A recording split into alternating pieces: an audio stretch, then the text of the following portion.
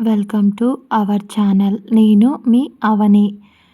కథలోకి వెళ్ళిపోయే ముందు మన ఛానల్ని సబ్స్క్రైబ్ చేసుకొని అలాగే లైక్ చేసి అలాగే గంట సింబల్ మీద క్లిక్ చేసి ఆల్ అనే ఆప్షన్ని ఆన్లో ఉంచుకోండి. ఇంకా కథలోకి వెళ్ళిపోదాం. రెండవ పెళ్లితో మొదలైన ప్రేమ కథ పార్ట్ 7. అతడు కూడా ఆమె వెనక వెళ్ళబోయాడు.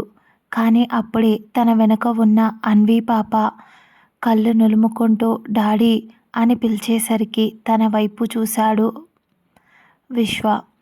ఆ తరువాత విశ్వ అన్విని ఎత్తుకొని నా ప్రిన్సెస్ లేచేసిందా అంటూ అన్విని ముద్దు చేస్తూ ఎంతసేపు అయింది బంగారం నువ్వు లేచి అని అడిగాడు విశ్వ. దానికి తన క్యూట్ మూతిని తిప్పుతూ ఇప్పుడే లేచాను డాడీ, కానీ నువ్వు నాకు కనిపించలేదు కదా, అందుకే కిందికి వచ్చేసాను అంటూ డాడీ నాకు ఇంకా నిద్రొస్తుంది అంటూ కళ్ళు నులుముకుంటూ చెప్పింది మన అన్వి పాప క్యూట్గా. దానికి విశ్వ నవ్వుతూ అన్విని ఎత్తుకొని ఇలా రా బంగారం అంటూ ఆమెను ఎత్తుకొని అక్కడే హాల్లో విశ్వ అమ్మగారు కూడా కూర్చొని ఉండడంతో ఆవిడ పక్కకు వెళ్ళి అన్విని ఎత్తుకొని పక్కన కూర్చున్నాడు విశ్వ. అన్వి పాప లేచింది చూసిన ఆశ్రిత కూడా మన ఆశ్రిత పాప తన దగ్గరికి వెళ్ళాలి అని అనుకుంది. కానీ పాప మళ్ళీ నిద్రపోతూ విశ్వ గుండెలపై తలవాల్చింది. దాంతో విశ్వ పాపను జాగ్రత్తగా పట్టుకొని నిద్రపుచ్చాడు. అప్పుడే విశ్వ అమ్మగారు ఆశ్రిత మళ్ళీ కిచెన్లోకి వెళ్ళి ఏదైనా పని చేయడానికి చూస్తుంటే ఆశ్రిత తల్లి ఇలా రామ్మ అంటూ పిలిచారు. పిలిచి ఎక్కడికి వెళ్తున్నావు తల్లి, నువ్వు కిచెన్లోకి వెళ్ళనవసరం లేదు, నీకు ఏం కావాల్సిన పని వాళ్ళతో చెప్పి చేయించుకో అని ఆవిడ కొంచెం గట్టిగా చెప్పారు ఈసారి ఆశ్రితకి. దాంతో ఆశ్రిత సైలెంట్గా ఆవిడ వైపు చూస్తూ నిల్చునేసరికి ఇలా రామ్మ అంటూ విశ్వ పక్కన ఆవిడ కొంచెం జరిగి ఆశ్రితకు కూర్చోమన్నట్టు ప్లేస్ ఇచ్చేసరికి ఆశ్రిత కొంచెం ఇబ్బందిగా బిడియంగా వెళ్ళి విశ్వ పక్కన కూర్చుంది. తనతో ఆశ్రిత తల్లి నేను నీతో కొంచెం మాట్లాడాలి అని ఆవిడ అనేసరికి ఆశ్రిత ఏమై ఉంటుంది అని ఆలోచిస్తూ ఆవిడ వైపు చూసింది. దానికి ఆవిడ ఏం లేదమ్మా, నేను అక్కడ ఉందే అది మన సొంతూరు, అక్కడ మన పొలాలు కౌలుకిచ్చి ఇక్కడ విశ్వ ఒకవైపు మీ మామయ్య బిజినెస్ని చూసుకుంటూ ఒకవైపు తనకు ఇష్టమైన పోలీస్ జాబ్ని చూసుకుంటూ ఉన్నాడు తల్లి అని ఆవిడ చెప్పేసరికి ఆశ్రిత షాకింగ్గా ఏంటి ఈయన బిజినెస్ కూడా చేస్తున్నారా, అలాగే పోలీస్ ఆఫీసర్ కూడానా, రెండింటిని ఎలా మేనేజ్ చేయగలరు అని విశ్వ వైపు చూసింది. విశ్వ మొహంలో ఎలాంటి ఎక్స్ప్రెషన్ లేకుండా ఆమె వైపు చూస్తున్నాడు. అతడి కళ్ళు ఆమెను ఏదో అడుగుతూ ఉన్నాయి. ఆమెకి ఆ కళ్ళ వైపు చూస్తూ ఉంటే ఏవో వింత భావాలు, ఏవో మర్చిపోయిన జ్ఞాపకాలు అన్నీ ఒక్కసారి కళ్ళ ముందు కనిపిస్తున్నట్టు కనిపించాయి. అప్పుడే మళ్ళీ విశ్వ అమ్మగారు మాట్లాడుతూ అందుకే తల్లి ఊర్లో పొలాలు ఇల్లు ఎప్పుడైనా నేను వెళ్ళి క్లీన్ చేయించి అలాగే భూములు సంవత్సరానికి ఒకసారి పంట వచ్చి అయిపోయిన తరువాత వాళ్ళకు కానీ లేదా ఇంకా ఎవరికైనా బాగా చూసుకునే వాళ్లకు అప్పగించి వస్తాను, కౌలుకి ఇచ్చి వస్తాను. కాబట్టి ఈ సంవత్సరం వెళ్ళాల్సింది, కానీ మీ పెళ్ళి అయిన తరువాత మిమ్మల్ని తీసుకెళ్ళి గుడిలో అక్కడ మీ ఇద్దరి చేత అభిషేకం చేయించాలి. కాబట్టి విశ్వని రమ్మంటే విశ్వ ఇప్పటికే పెళ్లి పనుల వల్ల కొంచెం లీవ్స్ ఎక్కువగా తీసుకున్నాడు తల్లి. దాంతో పూజ చేసే రోజు మాత్రం రాగలుగుతాడంట. అప్పటికి వీలైతే ఇంకా 2 రోజులు పెట్టుకుంటాను అని చెప్పాడు. కానీ నేను అక్కడికి వెళ్ళి ఇల్లు క్లీన్ చేయించాలమ్మా, అక్కడ మనది ఈ ఇంటికన్నా ఇంకా పెద్ద ఇల్లు, దాన్ని పని వాళ్ళతో చెప్పి క్లీన్ చేయించాలి. పైగా మనకు అక్కడ చాలామంది బంధువులు ఉన్నారు, అందరూ నిన్ను చూడాలి అనుకుంటున్నారు అని ఆవిడ అనేసరికి ఆశ్రిత మనసులో అత్తయ్య నన్ను ఊరికి తీసుకెళ్ళాలి అని విశ్వగారు లేకుండా అని చెప్తున్నారా అని ఏదో ఆలోచిస్తూ ఉంటే ఆశ్రిత గుండెల్లో రాయి పడ్డట్టు విశ్వని చూస్తేనే తాబేలు పిల్లల తలను లోపలికి పెట్టి మరీ భయపడుతూ ముడుక్కుపోతుంది. అలాంటిది ఆవిడ చెప్పిన దానికి షాక్ అయి అలా బిగుసుకుపోయింది. ఆవిడ ఆశ్రిత వైపు చూస్తూ, నేను రేపు ఊరికి వెళ్ళాలి తల్లి. అక్కడ దాదాపు ఒక వారం పని ఉంటుంది. ఆ వారం రోజులు నేను మా అన్నయ్య ఇంట్లో ఉంటాను. వాళ్ళది కూడా అదే ఊరే, మన పక్కన ఇల్లు. కాబట్టి ఏ ప్రాబ్లం ఉండదు. మీరు వచ్చేసరికి ఇల్లు మొత్తం క్లీన్ చేయించేసి అన్ని పనులు చేయించేస్తా.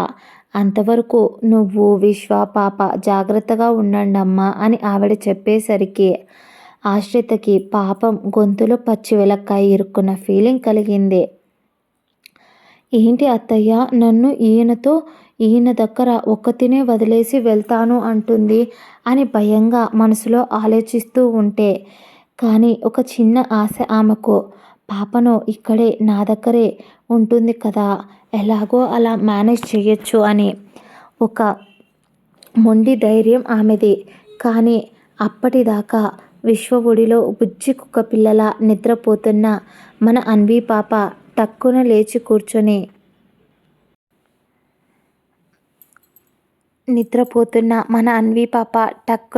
కూర్చొని నానమ్మ నేను అంటూ క్యూట్గా అడిగింది. అన్వి ఒక్కసారిగా అలా లేచి అడుగుతుంది అని ఎక్స్పెక్ట్ చేయని ఆశ్రిత షాకింగ్గా అప్పటి వరకు భయంగా సైలెంట్గా ఉంది కాస్త, అన్వి బంగారం నువ్వు ఇప్పుడు ఊరికి వెళ్తే నేను ఒక్కదాన్నే ఉండాల్సి వస్తుంది కదా నాన్న అంటూ చాలా నెమ్మదిగా అడిగింది అన్విని ఒడిలోకి తీసుకుంటూ. అన్విని హత్తుకుంది. కానీ అన్వికి ఆశ్రితతో ఉండాలని ఉంది. అలాగే తన నానమ్మతో వెళ్ళాలి అని ఉంది.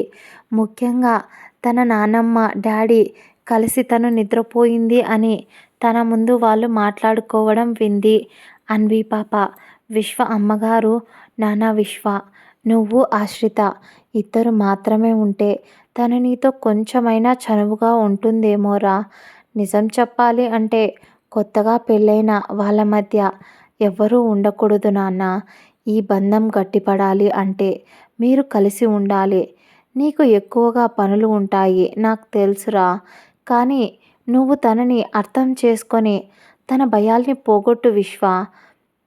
అత్త అంటే రాక్షసి కాదు, అమ్మ తర్వాత మరో అమ్మ అని నేను నిరూపించాలి తనకి. అలాగే భర్త అంటే తండ్రి తర్వాత తనకు చెయ్యి పట్టుకొని నడిపించి ఒక మంచి ఫ్రెండ్ అవ్వాలి, ఒక మంచి గైడ్ అవ్వాలి. మొదట మీ ఇద్దరిని మొదలైన క్షణాన నేను తిరిగి ఇంటికి వస్తాను. నా కొడుకు మీద ముఖ్యంగా నాకు నమ్మకం ఉంది. నా కొడుకు ఎక్కువ సమయం తీసుకోడు అని ఆవిడ చెప్పేసరికి అదంతా వింటూ సైలెంట్గా ఆలోచిస్తున్నాడు విశ్వ. మళ్ళీ విశ్వ మాట్లాడుతూ, అమ్మ అన్వీని ఉండనివ్వచ్చు కదా, తను లేకపోతే ఆశ్రిత కూడా ఏదో ఒకలా ఫీల్ అవుతుంది. ముఖ్యంగా అన్వి ఆశ్రిత చెయ్యి వదలడం లేదు. వీళ్ళిద్దరికీ ఏ జన్మ రుణబంధమో ఈ జన్మ కలిపింది అని మాట్లాడాడు విశ్వ. నువ్వు తన గురించి దిగులు పడకు, అన్వి తల్లి చెప్తే వింటుంది. ఇప్పటిదాకా నువ్వు పడిన బాధలు చాలరా. మీ బంధానికి తొలి అడుగు నువ్వే వెయ్యాలి విశ్వ.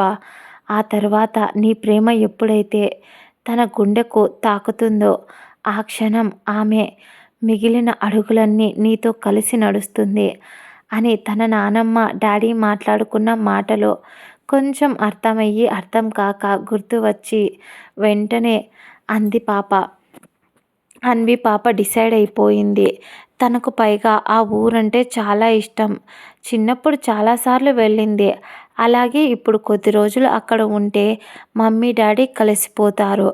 ఆ తర్వాత హ్యాపీగా ఉండొచ్చు అంటూ తన మొహంలో హ్యాపీ స్మైల్ వచ్చి చేరింది.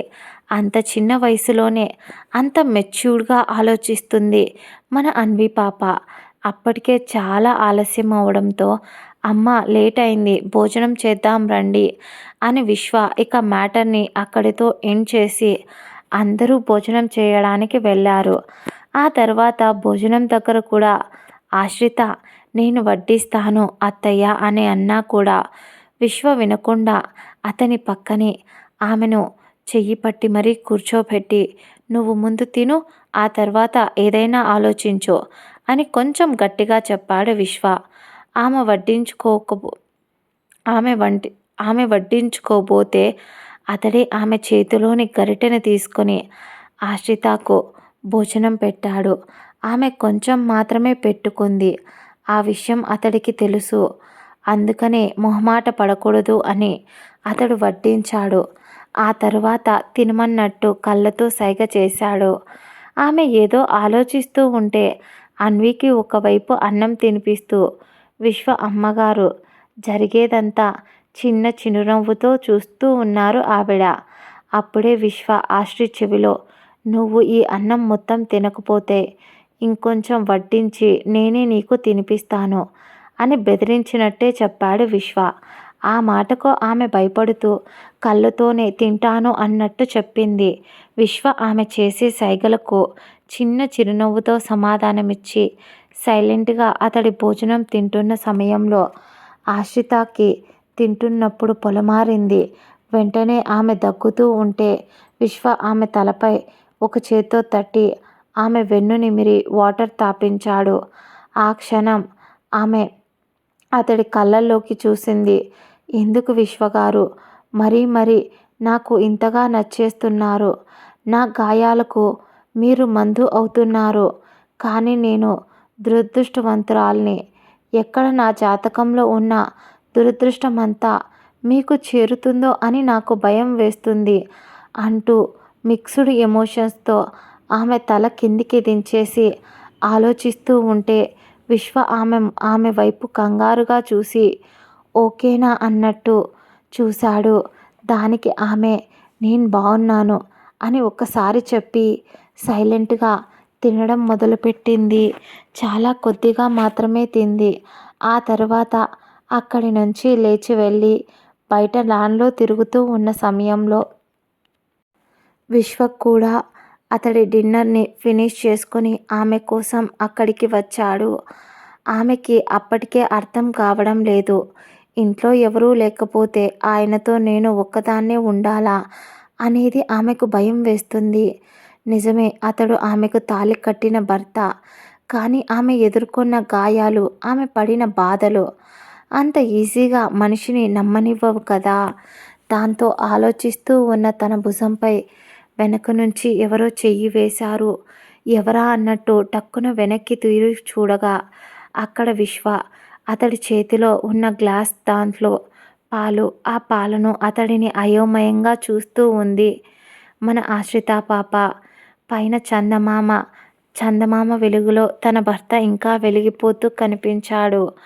ఎక్కడైనా పాల గ్లాస్ భార్య తీసుకొస్తే శోభనం రోజు పాల గ్లాస్ అందుకొని దగ్గరకు తీసుకుంటారు. కానీ ఇక్కడ రివర్స్లో విశ్వ వైట్ షర్ట్ అండ్ ఇంట్లోనే ఉన్నాడు కాబట్టి కంఫర్ట్ కోసం వైట్ కలర్ షార్ట్ వేసుకొని అది కూడా వైట్దే కావడంతో అచ్చం శోభనం గదిలోకి పాల గ్లాస్తో అడుగుపెట్టిన కొత్త పెళ్లి కొడుకులా అనిపించి ఒక్కసారిగా ఆశ్రితకి పట్టరానంత నవ్వు వచ్చేసింది. పకాపకా నవ్వుతూ అక్కడే విశ్వవైపు చూస్తూ నవ్వుతూనే ఉంది. ఆమె ఎందుకలా నవ్వుతుందో విశ్వకి అర్థం కాకపోయినా అది చాలా స్వచ్ఛంగా ఉంది. ఎంత అంటే అసలు ఆమె మొదటిసారి చూసినప్పటి నుంచి ఇప్పటి వరకు అంత స్వచ్ఛమైన నవ్వుని చూడలేదు ఆమె మొహంలో. అందుకోసమే అలా చూస్తూ ఆమె నవ్వుతూ ఉన్నప్పుడే ఆమెకు తెలియకుండా 2-3 పిక్స్ కూడా తీశాడు విశ్వ. అసలు పక్కన ప్రపంచాన్ని కూడా మర్చిపోయి నవ్వుతున్న తనను అసలు ఏమైంది తనకే అని అనుకుంటూ ఉన్నాడు. అవును, ఇంతకీ మన ఆశ్రిత పాప ఉన్నట్టుండి అంతలా ఎందుకు నవ్వుతుంది? మీకు తెలిస్తే మీకు అర్థమైతే కామెంట్లో చెప్పండి. అంతవరకు మన ఛానల్ని సబ్స్క్రైబ్ చేసుకొని లైక్ చేసి అలాగే షేర్ చేసి తప్పకుండా బెల్ ఐకాన్ మీద క్లిక్ చేసి ఆల్ అనే ఆప్షన్ని ఆన్లో ఉంచుకోండి. ఖచ్చితంగా లైక్ కొట్టడం మాత్రం మర్చిపోకండి ప్లీజ్.